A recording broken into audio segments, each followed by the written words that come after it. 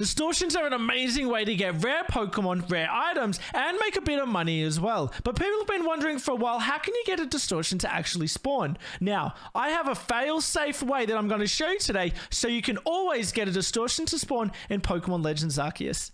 Let's get into it. And of course, if this video is helpful, make sure you subscribe and chuck a like on the video as well. You can also check out my Twitch stream. The link is down in the description. Now for the big reveal. You want to know how you can get distortion to spawn? Wait. All you have to do is wait. After 40 minutes of waiting, you are guaranteed a 100% chance for a distortion to spawn in the area. There are a few little tips and tricks that I'll tell you though to make sure that you can get it on the right time, and I'll show you the odds of getting it sooner as well. So I'm going to show you this little graphic here. This graphic is presented by Pokemon Cast, which is great for getting these sorts of little graphics out, but the data is provided by Anubis on Twitter as well, which I've used for many videos before. So as we can see, after 5 minutes of waiting, you have a 10% chance for a distortion to spawn. After 10 minutes, that chance becomes a 30%. After 15 minutes, you got a 50-50 chance of a distortion spawning within that 15 minutes. After 25 minutes, there's a 75% chance, and after 40 minutes, there's a 100% chance. So if you've waited this whole time and you've done everything correctly, at the 40-minute mark, you will get a guaranteed distortion. And I've tested this many times.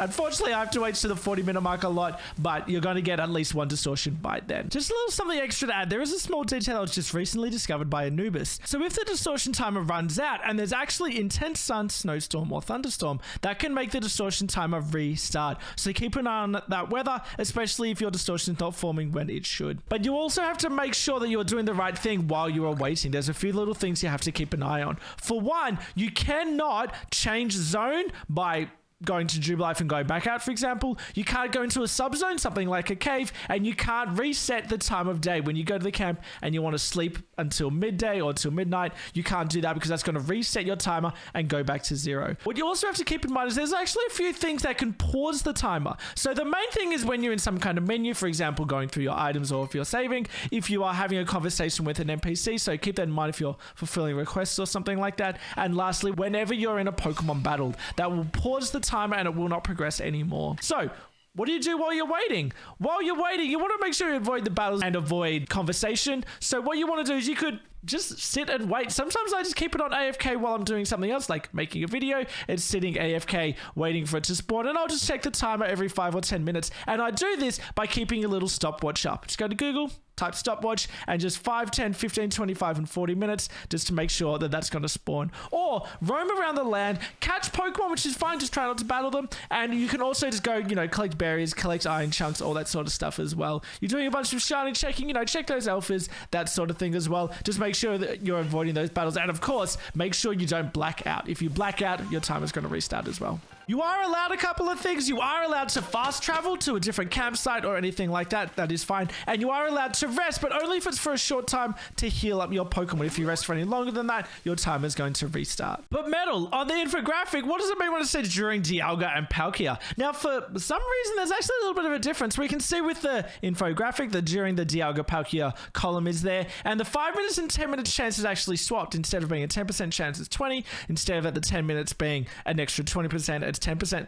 For some reason, that does a bit of a swap. Now, what that means is during this page here, if you can see this on your screen, which is just before the Dialga or Palkia battle, the distortions change, but it's only a minor difference. It's only a very small moment within the game which is going to happen. So what you really want to look at if you're looking at this infographic here is the middle column, the pink column. That's showing you your times, and it's going to show you what the overall chance is of getting a distortion in that moment. Now you'll see that when it says a distortion is now forming, and you can see the distortion icon on the map, there is going to be a 4-minute wait until the distortion is actually formed, and then once it has formed, you've got another 4 minutes within the distortions. Now I've also said in the past, I'll link to a video up here about shiny hunting in general, but if you find a really rare Pokemon or a shiny Pokemon in the distortion, it's a great idea, particularly towards the end of the distortion, to make sure that you start a battle with that Pokemon. If you are battling, like while you're waiting for the distortions, the timer will pause. So you have an infinite amount of time while you're in a battle, which means you have a chance at throwing lots of Pokeballs or taking a long time to get that shiny Pokemon or that rare Pokemon, rather than trying to throw balls at it or missing or anything like that. Because if the distortion ends, then it's going to end immediately and you're going to lose that particular Pokemon. Now, there's also a little hint when the distortion is forming and also when it is ending. There's a sound which is kind of like an aeroplane taking off. It sounds like this.